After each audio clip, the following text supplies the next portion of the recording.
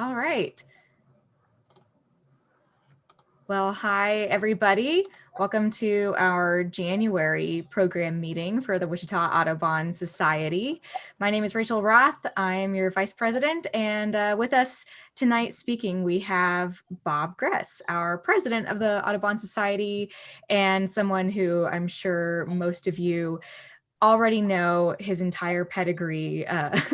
So Bob Gress is a naturalist, photographer, and birder, and the former director of the Great Plains Nature Center. Along with David Seibel and Judd Patterson, he co-founded the website birdsinfocus.com. And if you want to read his full bio, you can find it on our Audubon website. But really, Bob Gress is somebody who probably doesn't need an introduction, if we're being honest. And we're very excited to have him here tonight to be telling us all about some nature highlights in Scotland and Ireland. Before we get started and I hand it over to Bob, I think our only Audubon announcement is our upcoming field trip on January 23rd. Pete Jansen is taking a group out, meeting at Dillon's at 21st and Amadon to go to Cheney Reservoir for a field trip. So if you're interested in tagging along for that, you can find more information on our website. And that's all of our Audubon news. So I think I'm just going to let Bob take it away. Thanks for being here tonight, Bob. Well, thank you for the invitation. And we hope to have some fun in Ireland and Scotland this evening.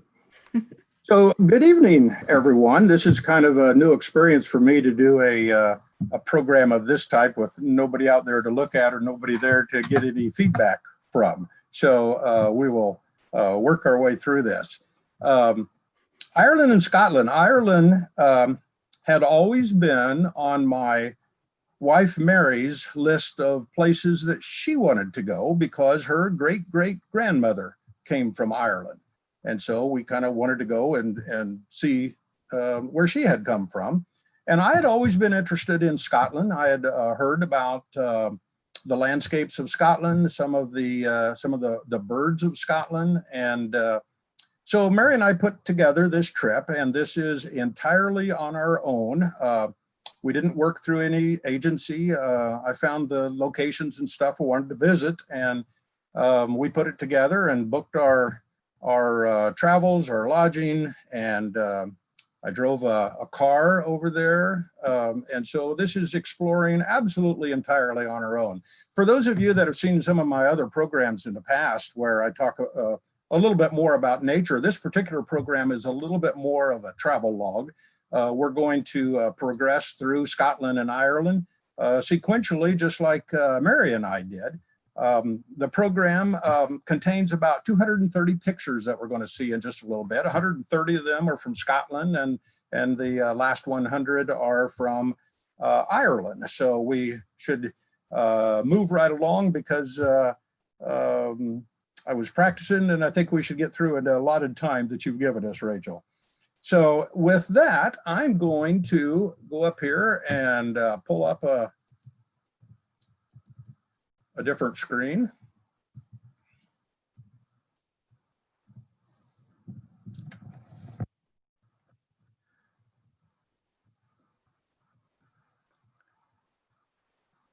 And I think we're going to have Rachel take my picture and her picture off in case it's still on there. Okay, it's not on there. Hold on just a second. Oh, Oop, we are still on. yeah, I'm not sure how to take it off because I did what I thought I needed to do. So I'll work on that if you want to go ahead and start your presentation, Bob. Yeah, I think I have me off. Is that right? Yeah. Okay. So she can work and see if she can get herself off of there a little bit. So this is our trip to Scotland and Ireland.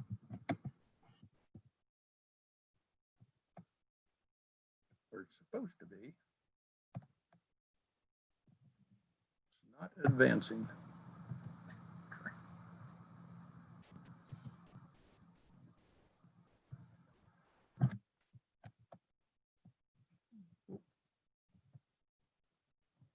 Okay, now we're going, I believe. So we actually went to Scotland and Ireland in May of 2019. Um, May was chosen because it's a little before the main tourist season of that region. And schools are still in session, so it was a little bit easier for us to book our rooms and our lodging and stuff without quite as much competition there. Whoops, I'm still trying to remove pictures up here.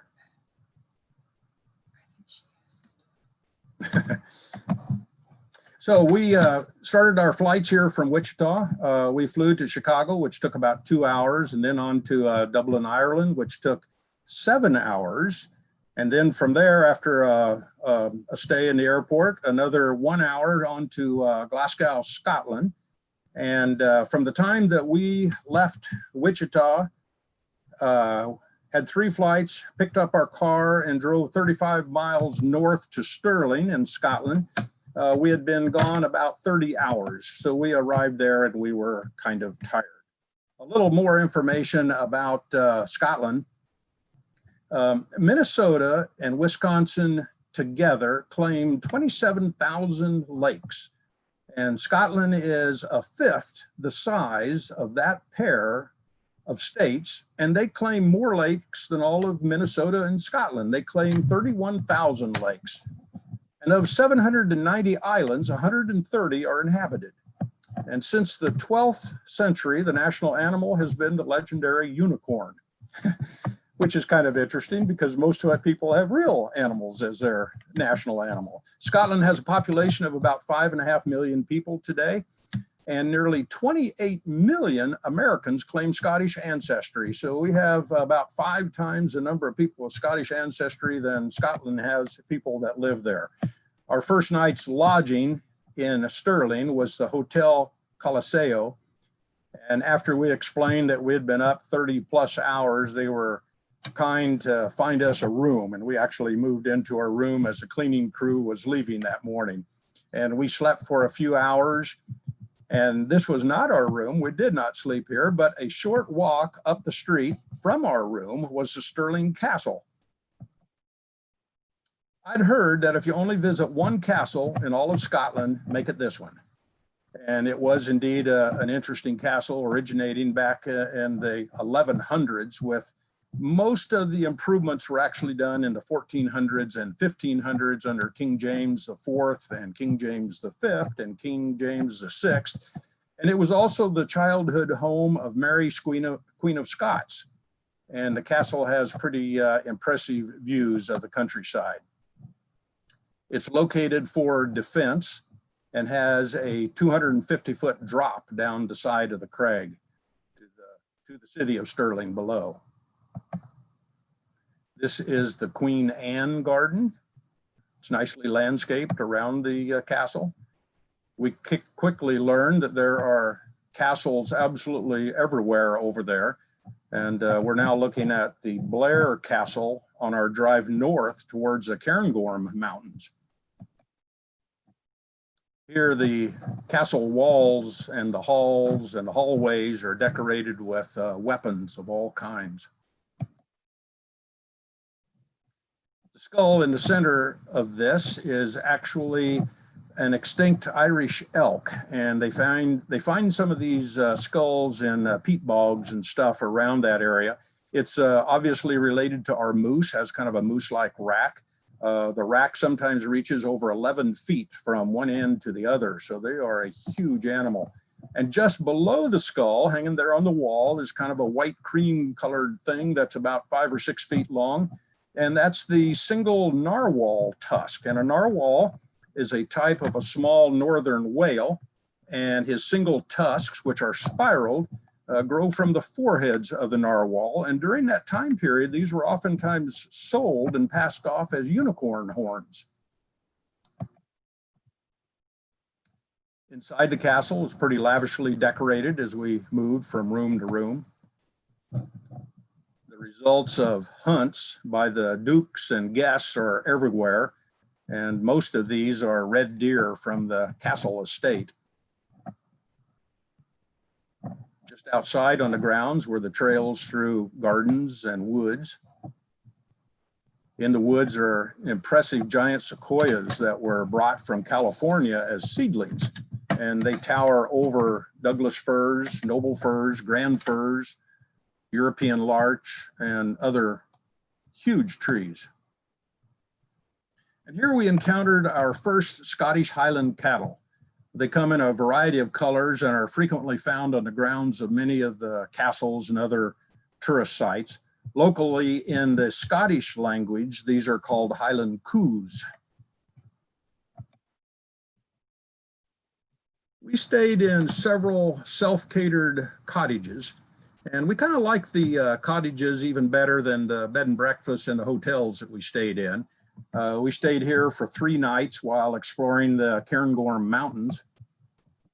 It was comfortable and cozy, had 2 bedrooms, and it was about 6 miles from Kingusie, which was the closest town. It was surrounded by fields and woods and streams. It was a great place to get out my camera gear in the morning and evenings and go for walks. And some of the birds that we found here on walks from the cottage were birds like the red-legged partridge, which I first spotted from inside the cottage. I saw a pair of them running by, and I grabbed my camera and ran out, and eventually got some decent pictures a couple of days later when they came through the next time. Some of the other birds that we found there are birds like the European goldfinch that we see here. Has a nice red face. This is a barnacle goose, which is sitting on a nest, and you can see some of the feathers from the nest that protect and warm the eggs there under the front side of that barnacle goose. And this is a Eurasian blue tit. And the tits are birds that are related to our chickadees. And this is another chickadee relative. This is the great tit. And another relative. This is the long-tailed tit, which has kind of a raggedy look himself, but when he landed on that perch covered with lichens, I thought that was a perfect perch for that bird. One of our day trips was to the Cairngorm ski area, and we were welcomed by Angus the Yeti. And he has a red grouse on his arm. And it says, "Well done, you made it." This is Scotland's high country, and it's also their premier ski area. And Scotland's national parks are not like our national parks. Theirs might include cities and private farms, and about 75% of Cairngorm National Park is privately owned. And the remainder, 15%, are owned by conservation organizations, and the 10% are actually owned by some charities of public lands. And if you do own private land within the national park, there are protections for natural areas in national parks, and they prevent logging and a bunch of things that diminish the landscape within the national park. So on the sign, Angus the Yeti had a red grouse perched on his arm. And I wanted to see one, and it took some searching. We looked all around the grounds and did some hiking for several hours. For you birders, the red grouse is considered a subspecies of the willow ptarmigan. So we find willow ptarmigan in Canada and Alaska, but unlike our North American birds, the red grouse of Scotland stays red all winter. So this is his year-round coloration, which makes him different than the willow ptarmigan species that we have here. So he's a subspecies, closely related. We roamed the paths and trails looking for a bird that they call the ring ouzel. And here in North America, we may be familiar with a bird called the water ouzel, which is also known as the American dipper. But over there, the ring ouzel is actually a thrush, and it is related to our American robins, and it looks very much like an American robin in profile and silhouette. We found probably 4 birds. A pair was finding worms and flying up the slope to a wooded thicket with the worms, and I'm sure that that thicket probably held the nest of the bird. The Cairngorm National Park's old growth forests are called Caledonian forests. They're typically characterized with Scott pines, and Caledonia is a Latin name that was given to this region by the Romans. And the Rothamerchus forest contains remnant stands of these forests and the pines. And so This is a very major tourist attraction. A lot of people like to go there for drives, and these forests and pines today exist in only 35 smaller protected areas, totaling about 69 square miles. And so it is a national landscape and one that is mostly gone. We hiked a 4-mile trail around this lake. It was quiet and calm and peaceful around the lake. I was looking for the only bird with a name referencing Scotland. And this is the Scottish crossbill, the only one that has Scotland in the name. It's a pinecone seed eater. Other birds of the area that we found there are the greenfinch. This is the Eurasian tree creeper, which looks very much like our brown creeper here at home. And the common chaffinch, which is a very common bird in woodlands over there. And another castle as we left the Cairngorms. This one dated to the 18th century. We spent about a half a day from the Cairngorms driving on to the west coast of Scotland to the Isle of Skye. And the Isle of Skye is accessible by the Skye Bridge. And from our bed and breakfast room in Caledonian, the Skye Bridge arch is seen there in the distance. And one evening we walked from here across to the buildings that we see there across the water, and went to a place called Saucy Mary's Pub for dinner and a Skye ale. Well, maybe a couple of Skye ales. It was a nice evening. So at the bed and breakfast, every morning in these types of places, you get served breakfast, and it can vary a little bit.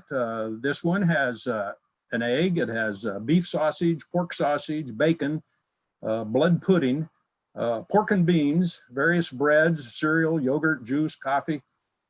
It was way more meat than I typically ever eat on a breakfast. And we each managed one bite out of blood pudding, which is that black thing there on the front edge of the plate. And after one bite, we both decided it's an acquired taste, and we never needed another taste while we were over there. Blood pudding. After breakfast, we walked on the grounds of the Armadale Castle. This is the home to the Clan Donald, and the MacDonalds built this area around 1790. So we went to McDonald's after breakfast with blood pudding. Here's some of the grounds and some of the flowers and stuff around the castle grounds. These are great places just to go for walks and to watch the birds, and a raven sculpture. And yep, it's the same species of raven that we have here in North America. This castle is constructed on a rock overlooking the water in front of it. This is the Dunvegan Castle from the 13th century. Since that time, this has been the home of the Clan MacLeod, and the clan chief and his family still live in a portion of the basement down below that bridge area that we walk across to get to the castle. Seems kind of funny to look down and see cars parked down there below. So we didn't get into that portion of the castle. This castle was decorated with period furniture and lots of clan portraits of ancestors. And finally, a castle with a dungeon. So if we walked up that narrow little stairway on the left, there on the bottom, covered with glass, is the entrance to the dungeon, which they've now covered with glass to keep kids from crawling in there. But this looks like somebody's managed to get petrified down there in the bottom of the dungeon. It's the only dungeon we saw while we were over there. After 2 nights on the Isle of Skye, back to the mainland and heading from west to the northeast portion of Scotland. We stopped briefly at a roadside pullout to view the Eileen Donan Castle. Castles are everywhere, and about now we had filled up on tours of the insides of castles, and we'd only been there for less than a week, but the grounds of others were great for walking and for birding. And this is Loch Ness, and the water trail at the top is probably caused by the Loch Ness monster. And at the end of that water disturbance was a boat. So my thoughts were there was that Nessie was probably following along behind that boat. At least that was our story. Our destination up there was the city of Banff. And there our lodging was the Fife Lodge, which dates to the 19th century, and the inside was very modern by castle standards that we had been visiting. It had a bar for dinner and an ale at the end of a long day. The next morning we were off for our destination, driving country roads bordered with heath, and heath are those evergreen shrubs in the foreground and the sides there that we find growing along the roadsides. Through scenic rural country with some magnificent views for the sheep to enjoy. That's just gorgeous portion of Scotland. We were following directions on my iPhone navigation system, and we were on rock roads, and every once in a while we'd see one of those blue signs that says RSPB, which stands for the Royal Society for the Protection of Birds. That sign's about 6 inches by 6 inches next to an old watering trough. And we headed on up that road and through a farmer's lot, and eventually we came to a parking lot that had looked like a couple of other campers that were there. And this is the trailhead to the Troophead Nature Reserve. This is the home to the only mainland gannet colony in all of Scotland. And the trails there are nicely maintained, and they're maintained by the RSPB, and we're headed to the cliffs there down the trail which drop down to the sea. These cliffs are home to about 150,000 breeding seabirds of several different species in the spring and summer. The whitebirds are mostly northern gannets, along with some black-legged kittiwakes. There's some northern fulmars in there, great black-backed gulls, and a few Atlantic puffins. The other way to visit this area is by boat from below, but we get a whole lot different perspective from up where we were.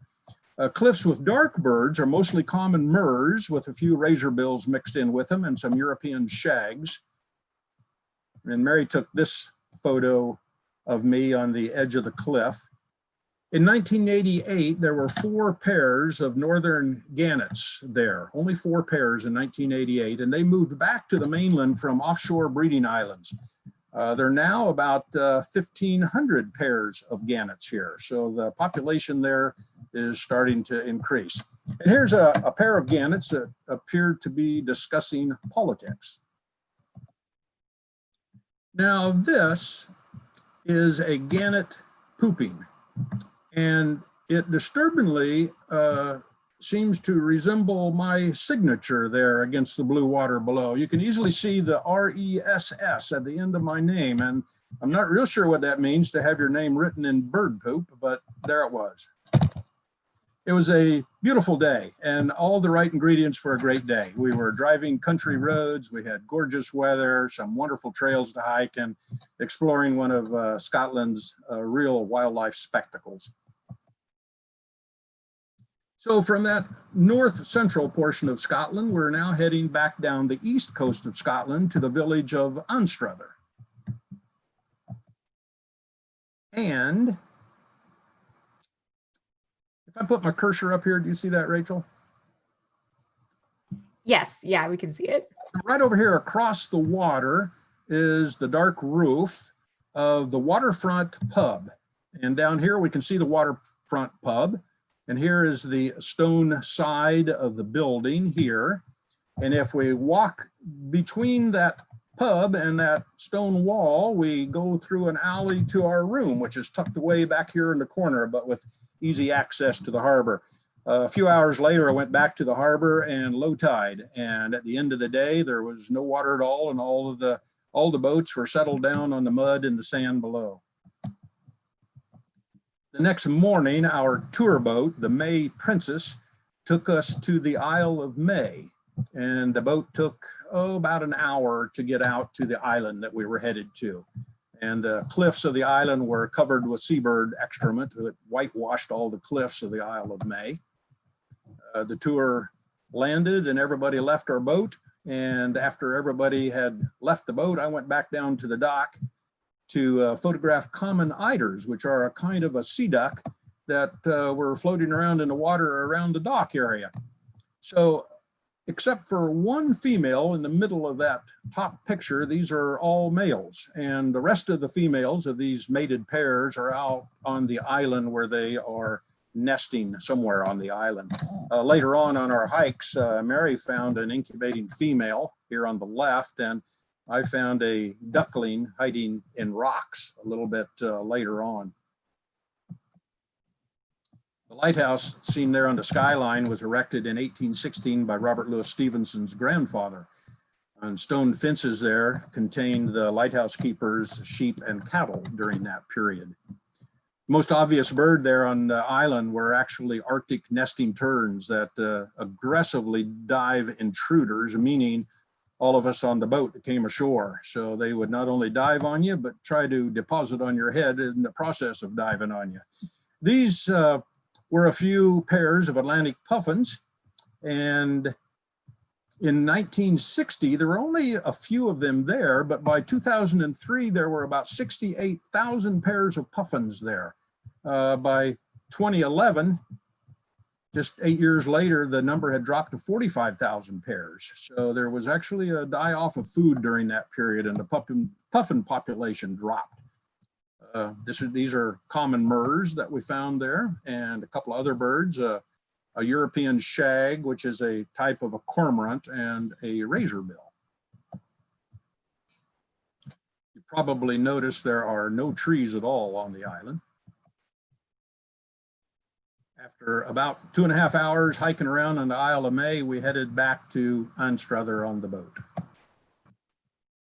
From Anstruther on the east coast, we crossed all the way back to the west coast of Scotland, to the city of Oban, and going across Scotland from the east side to the west side was a drive of about 5 hours. And after we got to Oban, then we took a ferry over to the Isle of Mull.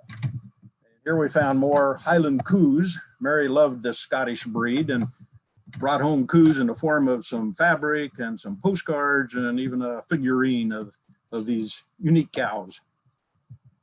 Nearly all the roads are single lane and required slowing down and sharing half the road when meeting other vehicles. And a common link over much of Scotland are sheep of several breeds, and we found sheep practically everywhere. So from the main island of Scotland to the smaller Isle of Mull, we're now ferrying over to the Isle of Iona, which is less than a mile from the southwestern tip of the Mull. In the year 563, St. Columba fled Ireland and established a monastery here. And a nunnery was established here about 800 years later in the 14th century. So this is a courtyard there at St. Columba. Notice the arches. I went up to inspect some of these arches, and carved into the stonework there are these birds. There were gray herons, which kind of like our great blue heron, and a nesting diver, which we call loons, and also a peregrine falcon. So these are pretty old carvings, but look pretty good. We ferried back to Mull after walking around the Isle of Iona for several hours, and then took a drive through some of Scotland. Driving in Scotland and later in Ireland was always interesting. You drive on the left, the steering wheel is on the right, and outside of the cities, there are narrow, winding, one-lane roads with passing places. And that's my vehicle that I was driving up there on the left, and a passing place, which if cars are coming or want to pass around you, one or the other needs to pull over. And sometimes, in addition to competing cars, there's competing sheep in the roads as well. Here's some roadside birds. This is a rook, which is related to our crow, a jackdaw, which is related to our crow, and a hooded crow. Birds are always harder to find than sheep. Before leaving the Isle of Mull, we took another tour cruise with landings to the islands of Staffa and one of the Trenish Isles, the Isle of Lunga. And all of these islands are uninhabited by people. Staffa Island lies ahead of us past the captain's chair. After landing, we walked along the tops of black basalt columns known as colonnades.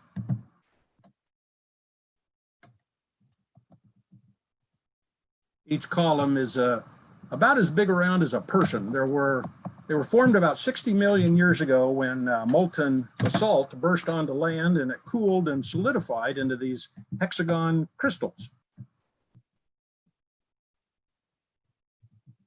And from the island, this looks over the edge of the cliff to a pair of courting northern fulmars. So I carried around a camera with a short lens for scenery, and then I carried around my tripod and my big 500 lens for the birds and stuff that we were finding. When departing, our boat entered into the mouth of Fingal's Cave, which was formed by some of these columns. And if you look very carefully, there's a person here and a person here, a couple people, here's some people down along here to put that into a size perspective. Vikings knew of this area and they called it the Island of Pillars. And then the next stop was Lunga Island. And this was a place that I had done some reading about, and I decided I really wanted to go there for an obvious reason here in just a bit. We stopped to attach this anchored movable landing dock onto the side of the boat. And once it was attached, then the boat could pull forward and provide you access from the boat onto the rocks in front of us. So there's our boat, and here's the people coming ashore. We were hiking through the rocks and up to the top of a cliff. And the top of this cliff was pretty cool. It was a cliff top full of puffins. Along with our day at Troophead with the gannets, these were two of our favorite days, both with beautiful weather. The day was sunny and the scenery was magnificent, and the puffins were tame. You could lay there and the puffins would come right up to you. So very cool birds. A lot of people don't know how big these birds are. They're about the size of a pigeon, but with an extremely large head for a pigeon. And the males and the females look alike, at least they do to me. Puffins claim spots on the cliff top for their burrows, and they call to prospective mates as the mates fly over. But birds that are not their mates, they discourage from landing because they want the burrows in that particular territory for their own. Here's a bird coming in with his landing gear down. Courtship billing involves rattling their beaks together, and that's an important part of pair bond and biologically synchronizes their reproductive cycles. And here's a bird gathering nest lining, and after they grab a mouthful of grass or feathers, they disappear down into the burrows and didn't actually see the nest, which was down underground, but the puffins would stick their heads up out of the burrows periodically. Among the many pairs of puffins here, there were also a couple of pairs of nesting razorbills. Puffins and razorbills are closely related and belong to an alcid family of seabirds. And with a name like a razorbill, you wouldn't want him to get a grip on your finger.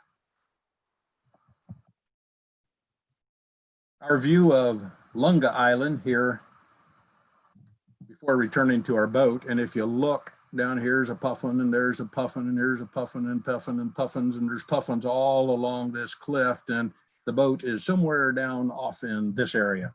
Lots of puffins. And we returned to the Isle of Mull. Back on the mainland, a roadside view of just another castle. I had no idea there were so many castles.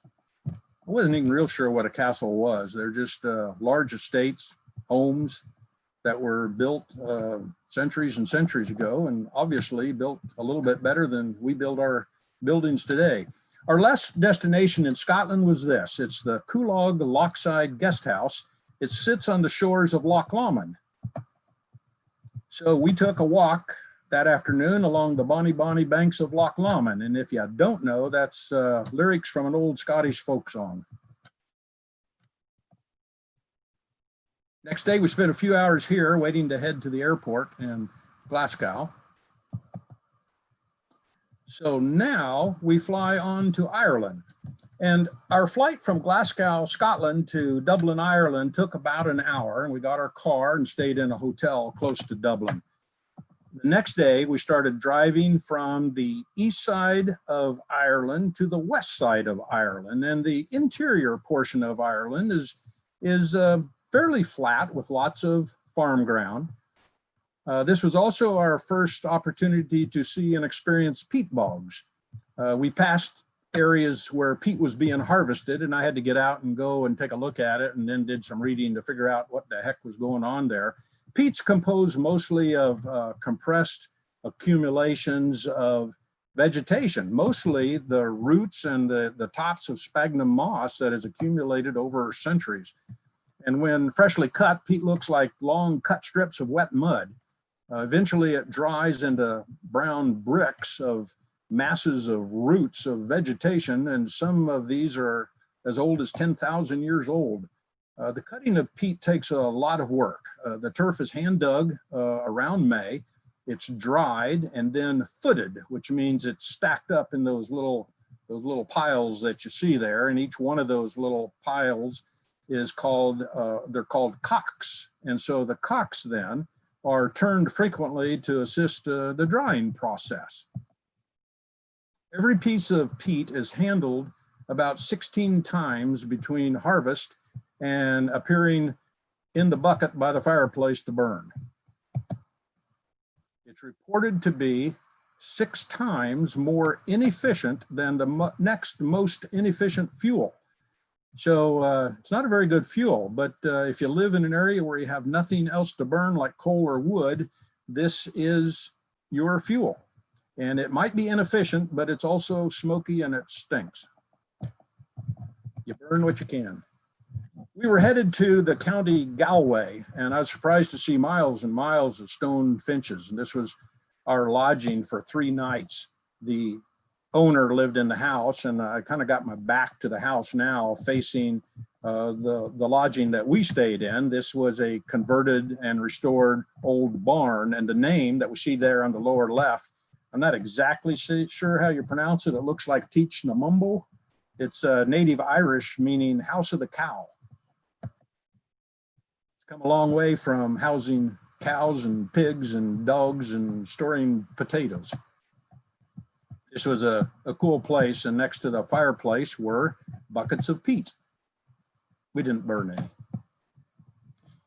That evening, the owner took us a mile up the road to an Irish pub for music and a pint of Guinness.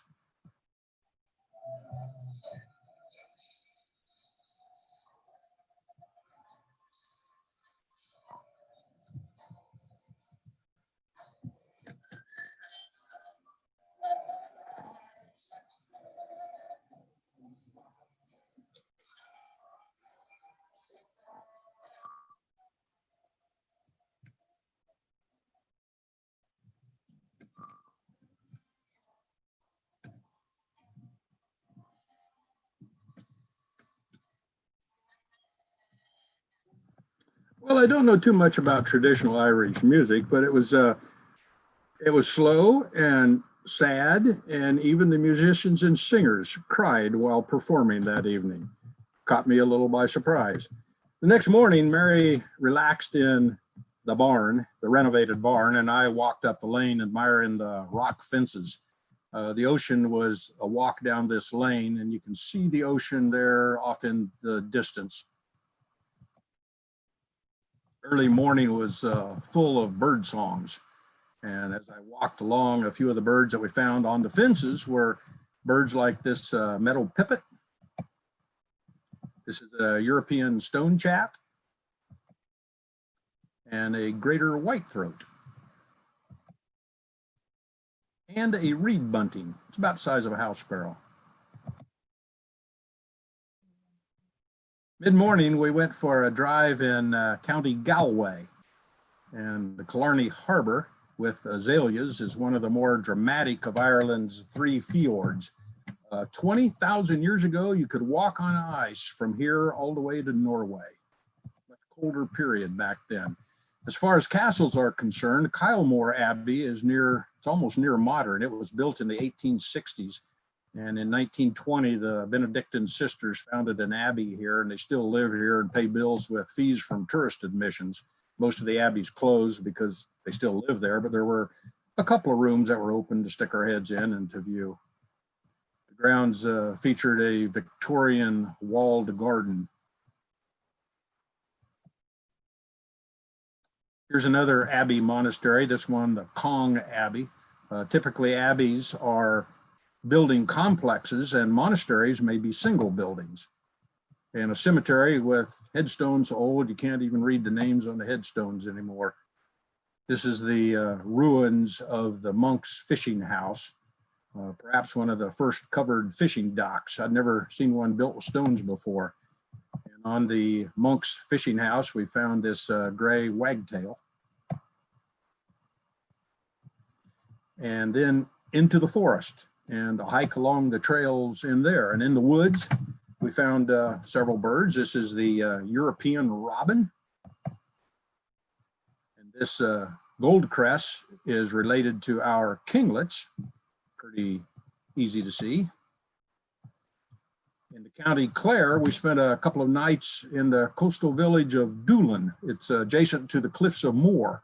And Doolin is a tiny cluster of houses that we can just barely see here in the top center area.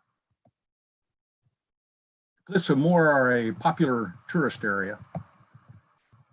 Cliffs are another impressive seascape and landscape on the edge of the British Isles. There are lots of places that look similar to this. And while we were there, it was very windy and very cold, and the wind was blustery. And the visitor center there, probably because of the wind and construction, it was built into the center of this hill. And on the inside, it had some impressive underground architecture as well as interpretive displays. And from here, we went on to the Burren in County Clare, and hoping we didn't meet anyone on this stretch of the road. From a distance, the Burren appears to be rounded hills of solid rock, and you can see them there on the upper left and on the upper right. These rock hills are made of limestone, and it's weathered limestone. The hills have a kind of a terraced, stair-stepped appearance, and they were formed by glaciation, or at least all the soil was taken off of them over time. The cracks are known as grikes, and the large blocks are known as clints. And each one of those rocks is about the size of the hood of a car as you're walking along this area. Over 90 tombs survive in the Burren from this Neolithic period. And this is a portal tomb. Tall portal stones flank the entrance to a rectangular stone-lined chamber there between and under that canopy stone. And the bones of 33 people rest here apparently, and are dated between 5,800 and 5,200 years ago. And you can't just walk up there. It's kind of hard to see, but there's a little chain that's drooped here and kind of marks this area off with a couple of signs telling people not to get any closer. This photo, they don't show up real well. This is one of our favorite places we stayed. This is the Carrig Heights Holiday Home, and we stayed here for 4 nights. And standing in front of the house, looking out in the front, this was our view. And again, we preferred the countryside. We didn't stay in the cities very often. We preferred the countryside and birds and solitude away from the bustle of cities and towns. And if I back up just a little bit, this was right in front of our house. We needed a slow day, so the next day we spent our day in enjoying our front view. This is the living room, and that big picture window looks out at the view we had just seen. There's the living room off to the right, and the dining table in the foreground, and the kitchen off to the left. Mary enjoyed a day of reading and kicking back, and we also went for some walks, and I grabbed the camera and headed down the lane and found this Eurasian jay. Here's another long-tailed tit that we saw over in Scotland earlier. And another look at a European robin. They're actually very similar in size and very much similar to our American bluebirds that we have here, our eastern bluebirds. And my favorite backyard bird at so many of our cottages, again, the Eurasian blue tit, just stunning little birds. After a day off, it was on to another adventure that I'd been anticipating and reading about for 6 months. The Portmagee area lies on the western tip of the Kerry Peninsula, and this is the departure point for Skellig Michael.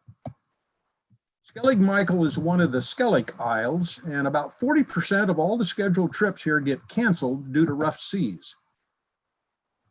The ride out seemed rough to us, but the crew indicated it was typical for a landing day. We spent 1.5 hours on this ride trying not to look at the people who were puking in buckets.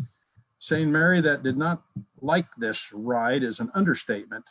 She hated this ride. And did I say lots of puking? There was lots of puking. We took Bonine for our motion sickness. Here's a little of our ride.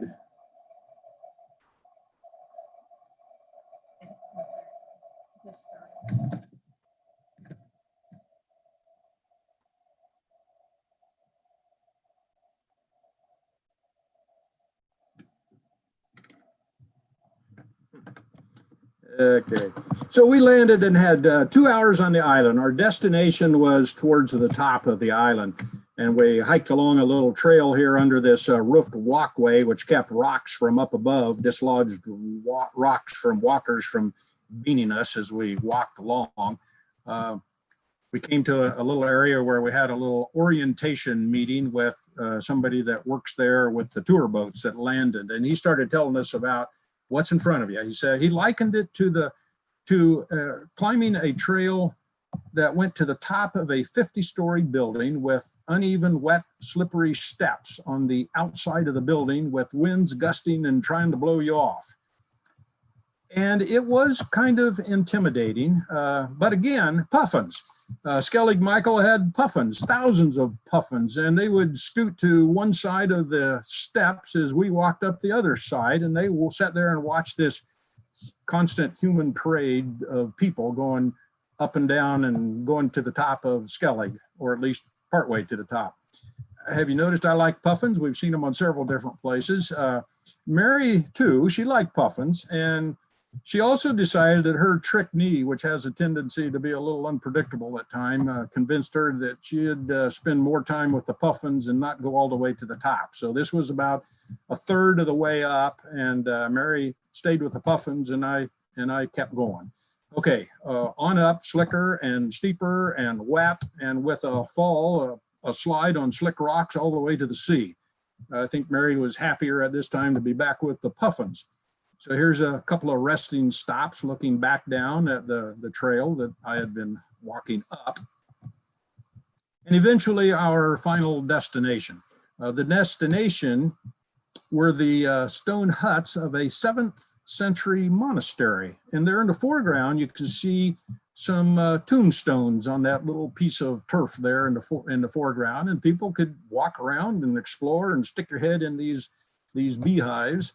It's kind of a cool place. I wish it would have been clear, but they also told me that it's hardly ever clear up there. It's always foggy and cloudy like this. It probably housed, or depending on your interpretation, imprisoned about 10 to 12 monks who hopefully liked each other if they lived up here in this area during that period. The monks lived on this windswept island, and they must have felt a pretty strong calling to live in a place like this. And remember that sea, the monks' access to this area was via rowboats.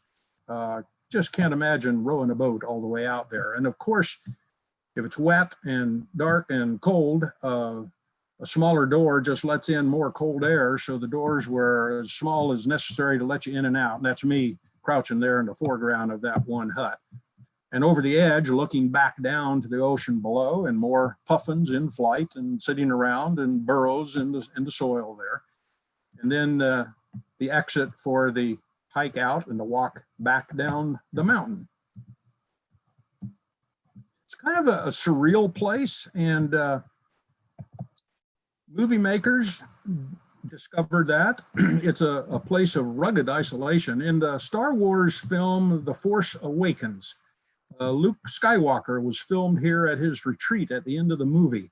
And I'm not sure how they edited out all the puffins. I'd like to see that again and see if there's any puffins that show up along with Luke Skywalker there. Evidently, the puffins were so annoying that they just covered them with CGI creatures they designed to look like puffins. There you go. That's a good way to do it. So here we are walking back down. And again, everywhere you look, if you look a little closer, you see these little white specks, and those are puffins. So behind Mary and I standing here is the is Little Skellig, and it's the home to about 30,000 pairs of gannets. So goodbye, Skellig Michael. So back on the mainland, we returned to our house through the highlands of County Clare, and I just loved this drive. I always tell people that the best parts of the Kansas Flint Hills are where the roads become single lanes and grass grows between the tire tracks. And I'm attracted to similar areas in other parts of the world as well. And that was this part of Ireland. Got a tad bit disoriented a few times. I call it disoriented, Mary calls it lost. It was a beautiful day. It was a wet, rainy day, but quite moody on our drive. We've seen abbeys and monasteries and now a friary. This is the Muckross Friary near Killarney, which was founded in 1448. And this one was kind of open. I mean, you could just walk around in these ruins. The ruins are stabilized so that they don't fall down more, and quite a few visitors go to these areas. So this is a friary. So what's the difference between monks and friars? Well, monks live lives of cloistered devotion. That's monks. Friars are providers of service to society. And so the friars interact with society and do a variety of jobs around the community in which they live.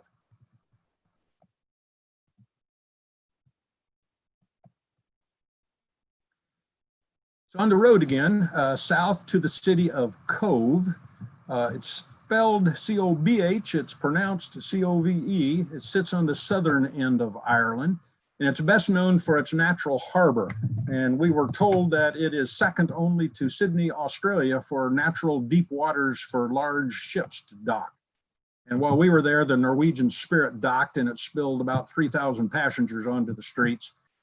Quite a contrast between the solitude of most of the places we had visited, and the surge of 3,000 passengers was notable. Cove was the last port of call for the Titanic, and this photo of the Titanic was taken on April 11th, 1912. 3 days later at sea, it hit an iceberg and sank on April 14th, 1912, on its maiden voyage. So there's a photo of the Titanic, and no, I did not take that. I took a photo of the photo. Yeah, that's what I did. Dominating Cove skyline is the St. Colman's Cathedral. And hey, not a ruins for a change, still active and used and massive.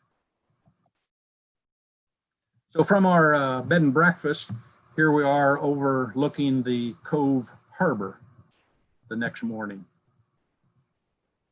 So back to the eastern side of Ireland. From south of Dublin, we head to Wicklow National Park. And in Wicklow National Park, which is just south of Dublin a little ways, we hiked about 3.5 miles around this lake. Check out all the ferns that are growing here along the edge of the trail. Beautiful, beautiful hiking area. Waters were crystal clear. Birds were singing. This was our last lodging in Ireland. This is the Tudor Lodge. And there's our cabin off to the left, and only 50 feet from the cabin was a beautiful river with clear mountain water and a great riverside deck. We saw a fly fisherman upstream.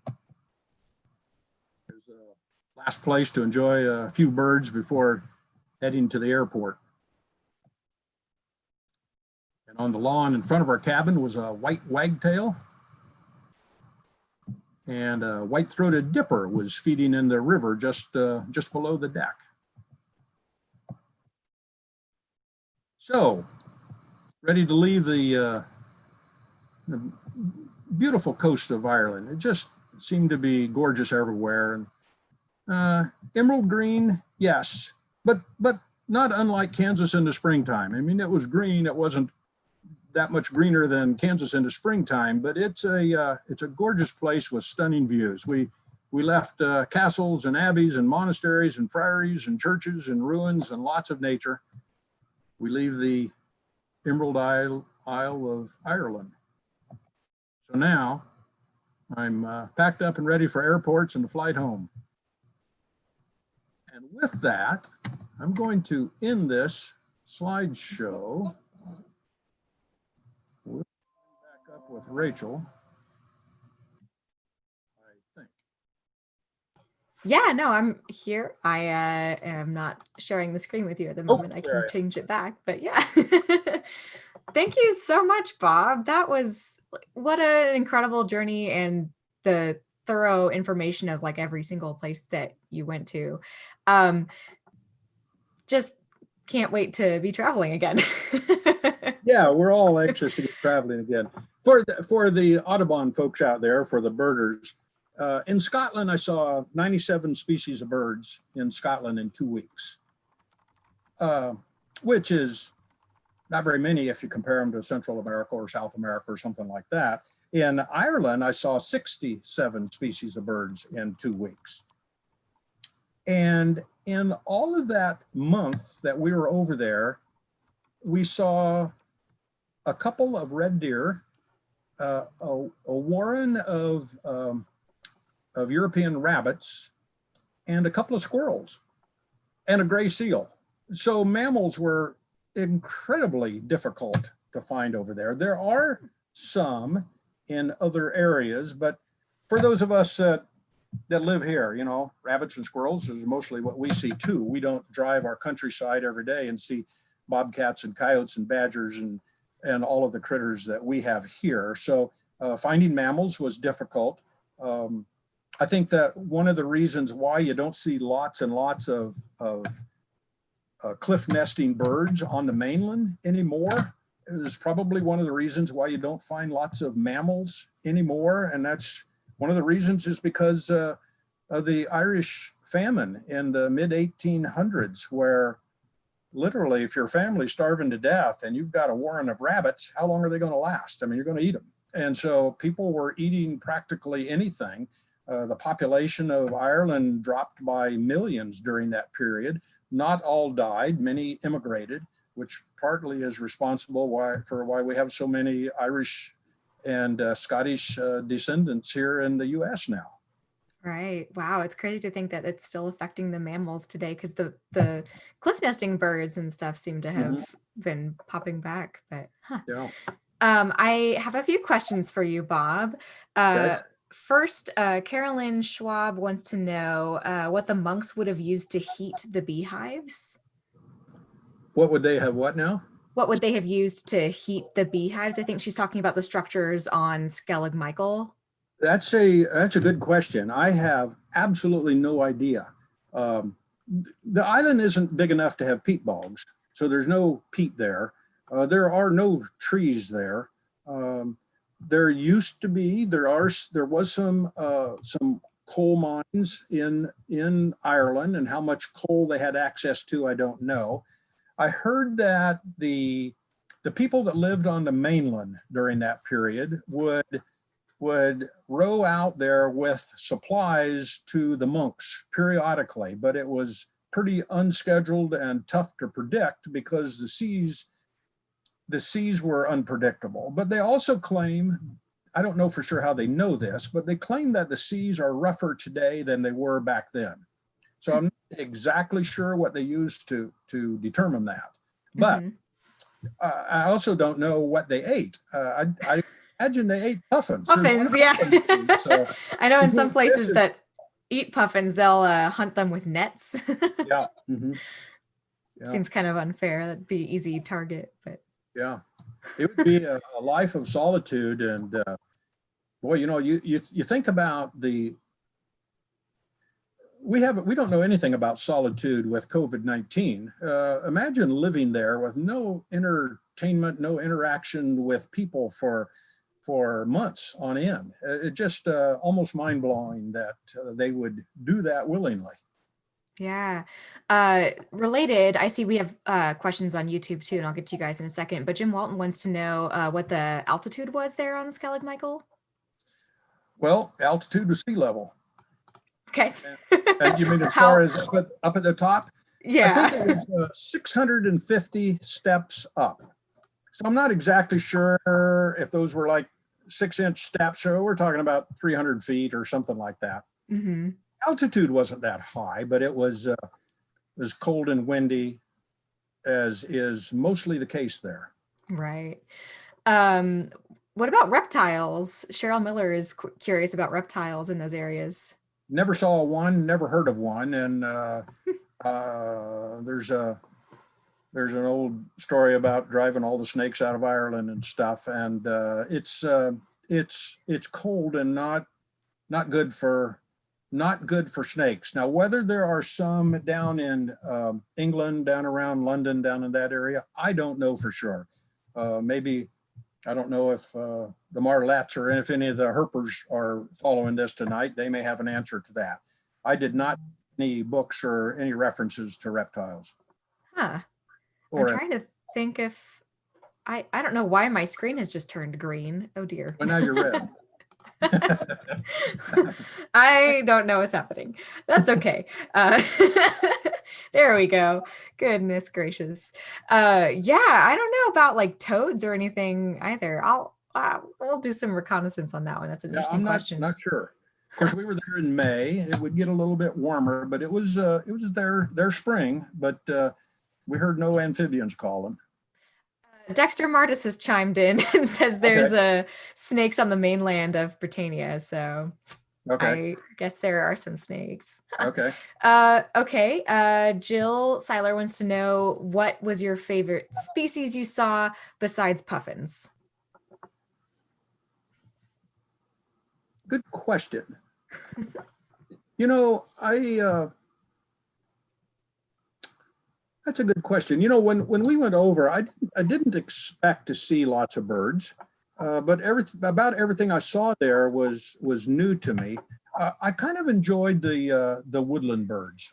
I enjoyed the chasing the members of the rook family, the crow family, and I enjoyed the chickadee relatives over there and the dippers, and all of those things intrigued me because I kept seeing species here. I saw species there that I knew instantly that it was a goldfinch by its behavior and by its action, and the creeper looked like our creeper. And some birds were so closely related that they looked almost identical to ours, but are separated and have different calls and are isolated from our populations. So I guess I kind of fell for that group of chickadee relatives, the tits and the long-tailed tit and that little blue tit, just stunningly beautiful birds. Related, there's currently a discussion, just so you know, going on about whether there are turtles and lizards and other things. But it seems, that snakes, frogs, toads, and terrapins probably. But at any rate, Mary Schmidt has a question about the birds and the bird songs that is really interesting to me too. Did the bird songs sound familiar to you in the British Isles, or did you feel like you were hearing foreign birds? So, was that soundscape something that was also kind of familiar as some of the forms? It was all new. I'd hear things and I had absolutely no clue what it was. And so the part of the challenge of identification, here, if you go with experienced birders, and over there, if you go with experienced birders, they'd hear them and they'd be identifying them as they were calling. That was, Mary and I were on our own, which means that the identification is a little bit more challenging. But I enjoy not just identifying, not just hearing and ticking them off. I enjoy tracking them down and figuring out what they are. And we were there long enough to where we weren't, if we did a similar trip into Central America or South America where we were entirely on our own, there'd be tons of species that we would never get identified. Our pace was such that we got pretty familiar with them. And by the time we left 4 weeks later, I was hearing things and knowing what they were and wasn't tracking them down. But it was fun to listen. And I also had on my phone, I had European, Scottish, Irish bird calls. And so I'd been listening to them and I'd been studying the birds. And part of the way we lined out our itinerary was bird finding books that essentially pretty much told me what I would find in certain areas. And I did a lot of eBird research on location, pick out some locations and some parks and some national parks that I definitely wanted to visit. So I had quite a stack of papers before I left that I took with me as resources. Awesome. And this is the final question I'm seeing, but this is my last call out. If anybody has any follow-up questions for Bob, give them to us now before we say goodbye. But Mary also wants to know what a puffin sounds like. So maybe we're going to have to get like an impersonation out of you. Hey, where's my phone? Oh, okay. I can tell you exactly what a puffin sounds like. And these puffins, by the way, are Atlantic puffins, which are also found in Maine.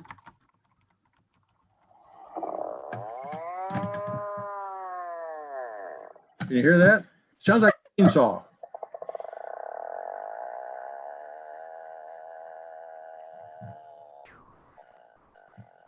So does not sound like a bird.